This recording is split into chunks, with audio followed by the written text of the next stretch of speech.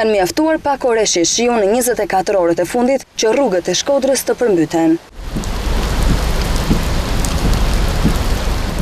Kanalet kulluese nuk kanë kapacitetin e mjaftueshëm për të bërë kullimin e ujit, pasi sasitë e rreshjeve të rënë gjatë natës kanë tejkaluar mundësitë e thithjes së këtyre kanaleve. Përpasoj segmentet kryesore të qytetit, si rruga në drejtim të stacionit të trenit, kryqëzimi tek ura e Thive, rruga Arës së Madhe, kryqëzimi tek sheshi Isa Boletinit, të tjera po edhe pjesë të qendrës së Shkodrës kanë qenë thuajse të pakalueshme. Por më rënd gjendja është në zonën pas stacionit të trenit, aty ku rreshjet dhe mos funksionimi kolektorëve ka përmbytur shtëpitë e kësaj lagjeje. Banorët thonë se ankesat e tyre në gjithë këto vite kanë rënë në vesh të shurdhët. Do shtëpia që në fund e kanë bllokuar kanalin. Me thonë shpirtisht.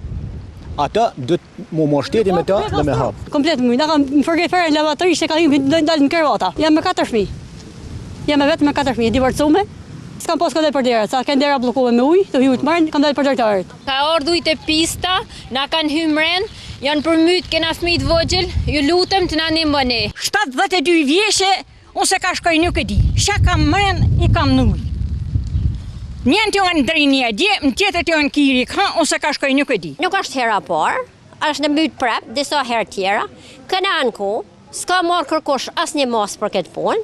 Ndikim në këtë përmbytje të rrugëve të Shkodrës kanë edhe punimet e ndërmarrjes ujësjellës kanalizimeve, pjesa më e madhe të cilave nuk janë përmbyllur. Bashkia e Shkodrës për situatën në fjalë nuk pranon të flasë, ndërsa investimet e kryera përgjatë viteve kanë patur të parashikuar edhe përballimin e sasive më të mëdha të rreshjeve, por kjo gjë nuk po ndodh.